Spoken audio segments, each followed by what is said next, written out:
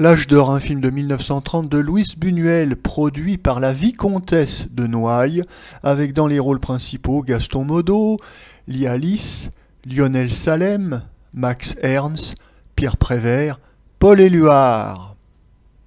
Le sujet. Le film est une succession de scènes blasphématoires dénonçant l'ordre bourgeois et chrétien. Un rat tue un scorpion. Une femme du monde, assise sur une cuvette de WC, tire la chasse. Une flaque de boue se met en ébullition. Un évêque et une girafe sont jetés par une fenêtre. Une femme suce les orteils d'une statue.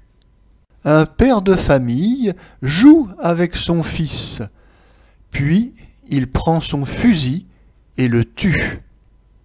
Le Christ, vêtu d'une robe immaculée, sort d'une orgie. Notre avis, il fut une époque où le marché de l'art n'existait pas. Lorsqu'un roi, un évêque, un gros bourgeois commandait une œuvre d'art à un artiste, eh bien c'était pour décorer un château, une cathédrale ou un riche logis bourgeois. Mais tout change à la fin du XIXe siècle lorsque les banquiers cosmopolites commencent à prendre le contrôle de la société occidentale. L'art, eh bien, ça n'est qu'une marchandise, et sur le marché de l'art, les artistes ont une cote qui monte et qui descend. Pour masquer la vacuité de cet art dégénéré, les modes se succèdent, comme pour n'importe quel autre produit, et dans l'art, ce qui est beau, c'est ce qui est nouveau. C'est ainsi qu'est lancé en 1924 sur le marché de l'art un nouveau courant artistique à l'occasion de la publication du premier manifeste des surréalistes. Pour amplifier cette nouvelle vague, un deuxième manifeste surréaliste sera publié en 1930 et le film L'âge d'or en servira de déclencheur. Alors en 1928, Luis Buñuel avait déjà tourné un court-métrage surréaliste, Un chien andalou, célèbre pour sa séquence où l'on voit une lame de rasoir trancher un œil. Mais quand on est un artiste radical, on est toujours contraint à une surenchère et il faut absolument que l'âge d'or frappe encore plus fort. L'âge d'or, ça sera une croisade anti-bourgeoise, anti-cléricale, c'est avant tout un film politique. Mais comme chacun sait, pour tourner un film d'avant-garde révolutionnaire, il faut de l'argent, beaucoup d'argent, et Luis Buñuel va s'adresser à la grande protectrice des arts du tout Paris, à savoir la vicomtesse de Noailles. La vicomtesse de Noailles n'est pas n'importe qui, née Marie-Laure Bischofsheim, elle est la fille d'un banquier juif richissime et en 1930, elle fait partie des plus grandes fortunes de France. Alors, elle s'est acheté le titre prestigieux de Noailles, un des plus grands noms de l'aristocratie française, en épousant le très insignifiant Charles de Noailles. De plus, par sa mère, Marie-Laure Bischofsheim est apparentée au terrible marquis de Sade.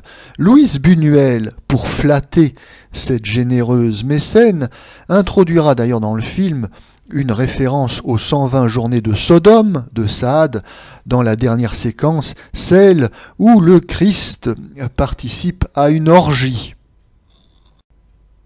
Comme on pouvait s'y attendre, ce projet de film violemment anti-chrétien et qui attaque les fondements de l'ordre bourgeois de la société occidentale plaît beaucoup à Marie-Laure Bischofsheim et c'est avec plaisir qu'elle produit le film pour une somme quand même assez importante, 1 million de francs. Luis Buñuel tourne donc son film qui n'est qu'une succession de scènes inregardables et Céline a tout dit d'ailleurs sur le surréalisme qui avant d'être une escroquerie artistique est avant tout une escroquerie intellectuelle. Le film est tout d'abord projeté devant l'élite mondaine du tout Paris. Oui, car Marie-Laure Bischofsheim, pendant près de 40 ans, va en fait faire la pluie et le beau temps dans le monde artistique du tout Paris de l'avant-garde. Mais bien vite, la décision est prise de diffuser ce film pour le grand public. Bien que le film soit une succession de scènes ordurières et choquantes, il obtient son visa d'exploitation. Il est vrai que la censure de la Troisième République maçonnique n'a rien à refuser à la vicomtesse de Noailles, et cela d'autant plus lorsqu'il s'agit d'un film violemment anti-chrétien. À sa sortie, quelques dizaines d'étudiants nationalistes du quartier latin viendront troubler la projection du film. Ils lui reprochent ses origines juives et sa volonté de destruction de la société française. Quelques dizaines seulement, pourrait-on dire, car comme le remarquera Céline en comptant ses soutiens lors du procès de Bagatelle pour un massacre, quelques dizaines, c'est peu pour une grande ville comme Paris.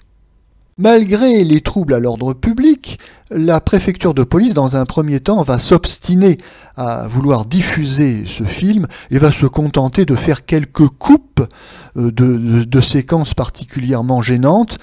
Et ça n'est que parce que les troubles à l'ordre public continuent que la préfecture de police est contrainte finalement de retirer le film du circuit de distribution.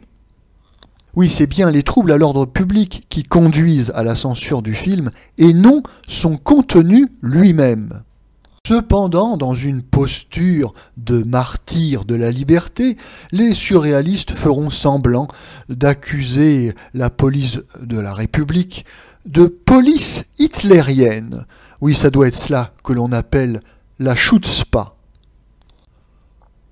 En tout cas, le but recherché est atteint puisque le scandale considérable du film permet aux surréalistes de faire du surréalisme un courant artistique de première importance au niveau international et une valeur sûre sur le marché de l'art.